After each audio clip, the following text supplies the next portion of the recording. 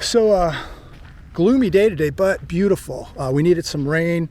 Just got back from a really good workout. Stay tuned to the end of this video.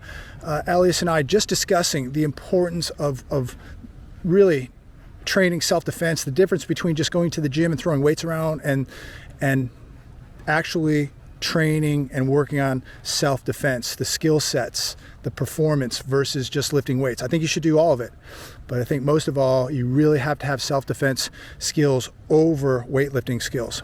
Both are a fantastic combo, but it's so important to have defensive skills, know how to take care of yourself. So stay tuned to the end of this video. We've got a couple minutes with Elias, but a few things I want to talk about. This market euphoria. Markets are kind of flat today, but the euphoria that is taking place is just unbelievable. The Santa rally, the Christmas rally, whatever you want to call it. But we all know that things are continuing to get much worse. And I was reading this article last night. General Mills echoes FedEx with a warning about weaker demand. They cited softer demand from consumers. Company now sees revenue down 1% compared to the previous guidance of 3 to 4% increase. So people are buying less cereal.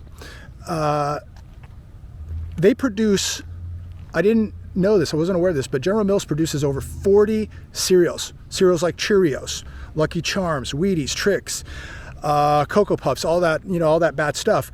But this is what many people feed their kids, and they're cutting back. So this is really another indicator of just how bad it's getting, that people are not buying cereals for the kids like they once did. And so we look at FedEx. I don't know where FedEx is today, but they were down 10-11% the other day. General Mills down. Nike, their shares have been sinking. Yesterday they were down, I think, 10% after its sales outlook. They are unveiling a $2 billion cost cut. So what does this mean? What does a $2 billion cost cut mean for Nike? I think it means that they're going to be closing stores and they're going to be laying off a lot of people. But I think they may be down actually today too. Here's one that I think is going to affect a lot of people. Container rates hit $10,000 as ocean freight inflation soars in Red Sea crisis. This is on CNBC today. Ships are being diverted from the Red Sea because of the Houthi attacks. Many of you probably saw the other day where that helicopter came in and they hijacked that ship. Helicopter landed with a bunch of soldiers and they took a big freighter. Ocean freight rates, in some cases, have increased 40% just literally overnight. So, just really amazing what is going on. And anybody telling you and I that inflation's gone, that the Fed has defeated inflation, they are absolutely out of their minds. Container rates last week for a 40-foot container. Those are the ones you see on the semis, and they're pulling them from the harbor. 40-foot containers were running $2,400 last week. Now they're $10,000. Truck rates in the Middle East have now doubled. You really think inflation is going away? A lot of products that come to America are going through the Red Sea. Now it's being diverted. It's going to cost a lot more money. And guess who's going to pay a lot more money? You and I, the consumer, are going to have to pay more. So I don't get this Christmas rally. I don't get where these people on the television keep telling us that everything's great and that things are just going to get better in 2024, that the consumer is going to be able to buy more, that inflation's going down, and that your wages are going to go up and you're going to have more purchasing power. I don't see it. I think it's absolutely impossible from reality, from what I'm reading to you right now. Home sales in California dropped to lowest level in 16 years. And yet people are telling me that there's no housing collapse. Are you kidding me? When sales drop to a 16-year low, you have a housing collapse, ladies and gentlemen. California Association of Realtors report showed that only 15% of Californians could afford a home. Let me repeat. This comes from the California Association of Realtors. They're reporting that only 15% of Californians could afford a home. How in the world is this market sustainable when you only have 15 out of 100 people in the state of California able to afford a home? It is not sustainable. Something is going to give here, ladies and gentlemen. Here's another one from the hedge team. I'm just rolling through these. Got a lot going on today. And I wanted to make sure that I check in with all of you and just give you some of the latest updates here. Despite the gaslighting, Americans understand inflation. This on the hedge today. Economists and policymakers don't understand inflation, but everyday Americans do.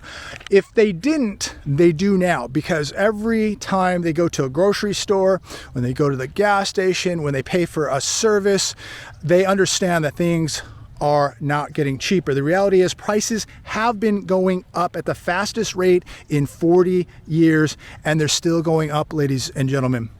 The rate of inflation is coming down. That is true. But prices are still going up, but they're going up at a slower rate. But at the end of the day, they're going up. They're not going down. And when you see what's happening in the Middle East, this is going to have huge ramifications right here. Then you talk about what's happening or about to happen in Taiwan. It's going to have huge ramifications right here. Now the railroads have shut down going into Mexico. So now we have another trading crisis right here at our own border. So that could be another problem. So again, Red Sea, Taiwan, Mexico, all big problems, ladies and gentlemen. Here's one from wolfstreet.com. Inflationary aspects of spiking corporate profits by major industry. How many of you think that there is a lot of price gouging going on? Surging profitability during a period of big inflation is a sign that companies have leveraged inflation to their advantage. Companies are jacking up prices faster than their costs are going up, including labor costs. This is how inflation is nurtured and propagated. They're laying people off while they're raising prices. And to me, this is absolutely criminal. It's really sad. It's disgusting. But this is what's going on. I'll take this off here. But how many of you think that it's not just inflation, but there's a good amount of price gouging going on? I think we're definitely seeing price gouging going on. And who's protecting the average American or the consumer with this price gouging that is taking place? Isn't it really sad that, companies see their consumers hurting and they're not doing anything to help? They're not giving anybody a break. And it's really, really sad as families struggle. Many people loyal to certain brands too. And their family's been loyal to certain brands for so many years, for decades. And these companies just are so greedy. And it's not capitalism that's the problem. It's crony capitalism. It's corporatism. And that's the problem. And why isn't the U.S. government doing something about this? They should be looking. This is why we have a government supposedly to protect the people, but the people are getting gouged. Yes, there is inflation, no doubt about it, but there's a lot of gouging going on. It's really, really sad. I'm going to close with this last article I was reading. Portion of 6th Street. 6th Street Bridge goes dark after thieves steal copper wires. Now, a few years ago, they completed this bridge in Los Angeles. Cost almost $600 million to complete. Beautiful bridge. I think they call it the Ribbon Bridge. And they light it up in different colors. A lot of music videos have been shot there, rap videos. A lot of social media videos have been shot there. And it's a really cool bridge. But somebody stole the copper.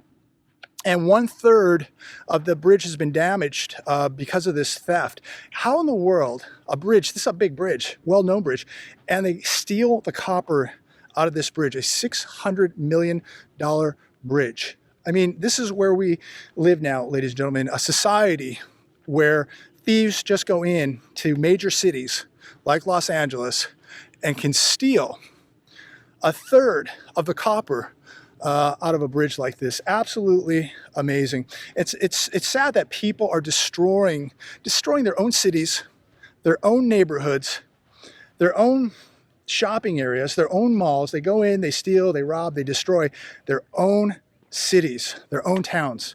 Nobody has any pride. Nobody cares. Nobody has any respect for anybody else. Nobody has respect for the law. It's really a sad state of affairs. I never thought that there would be a time where I'd be making videos talking about how bad things are getting in the United States of America. Not just the economy, but society here in America and how dangerous it's getting. I'm going to leave it there today. We're going to enjoy the weather, take care of some business here. I'll have a few minutes here with the last clip here with Elias. Why you shouldn't be waiting for your New Year's resolution next month. You should be starting it right now. You should have started it a year ago. Do it now. You know, a lot of people write me that they're getting in better shape. They're training. They're at the range. They're on the mat. And God bless every one of you for doing that. I'm really proud of you. I'm trying to do the best that I can. Could I do more? Absolutely. I definitely have room for improvement. I'm not perfect. I'm not the best, but I'm just trying to make an effort. I think if we all just make a little bit of an effort, we're all going to be better off for it. We're going to be a little bit more prepared for it. We're going to be a little bit stronger, a little bit faster, a little bit better, a little bit smarter. Just making that effort, so important. But for the people out there who are struggling, who think they can't do it, just start. Just start easy. Just start moving. Get off the X, get off the couch, make an effort, go take a class somewhere, just get to the gym. But I want everybody to really start working if you're able to.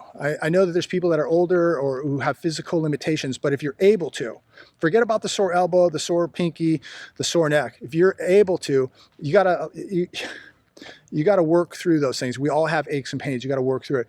If you can work through the minor aches and pains, I highly advise that you start working on your defensive skills on the mat and at the range, because these are going to be important skills. These are the skills you should be investing in right now with your time and money at the range, on the mat, no doubt about it. People want advice? Here's your advice. Take some money, start learning jiu-jitsu, get to the range, get an instructor, and learn how to protect yourself and your family. So important. Have a great day. God bless every one of you. As always, I look forward to speaking to each and every one of you. God bless. So it is a gloomy Friday morning, lots of rain this morning.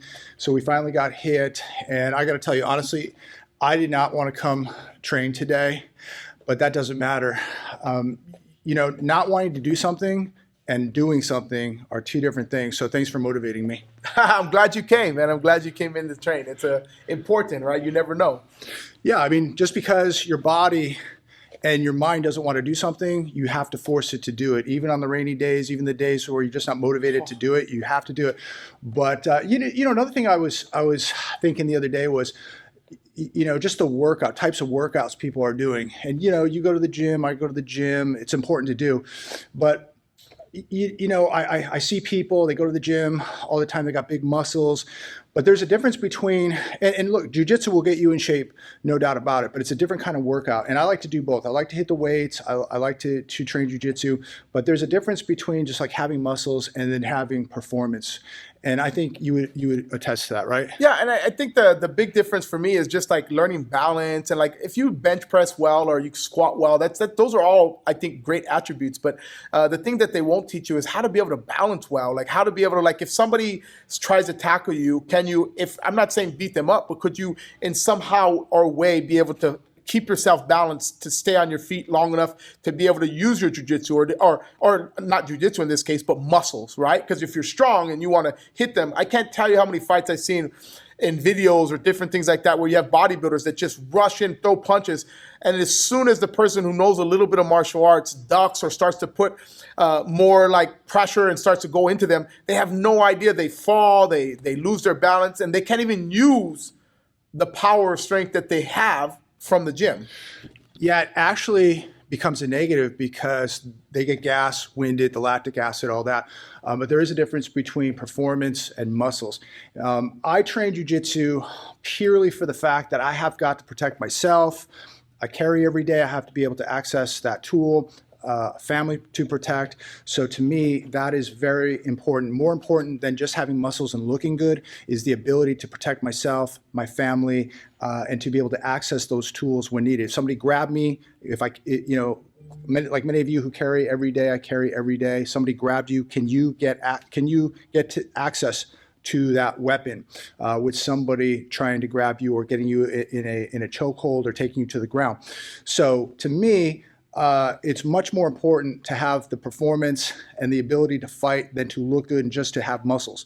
But I'm not saying it's not I'm not saying it's a bad thing to go to the gym. I go to the gym, but I think that if you have a choice, you have got to be working on your skill set above your muscles. You got to work on the skills. You got to know how to fight. Yes, it's good to look good. That's nice. But in reality, can you perform under pressure? And just talking about access to your tool, the thing that you have concealed, not your access, but can you stop them from gaining access from it? So if they gain access to it, then how much trouble are we in? So we're going to get a little workout in today, wrap up the week. There's not a better way, in my opinion, to wrap up the week than right here at the mats. So again, you know, it's good to have muscles. It's good to look good. But remember, barbells, dumbbells don't push back. They don't fight back. So you've got to have the skill set of knowing how to defend yourself. So again, I do it to be able to defend myself, defend my family. I put that above looking good. I put that above muscle. So if you're thinking about, should I join a gym and lift weights, or should I join an academy and learn jiu-jitsu, I would say learn jiu-jitsu first.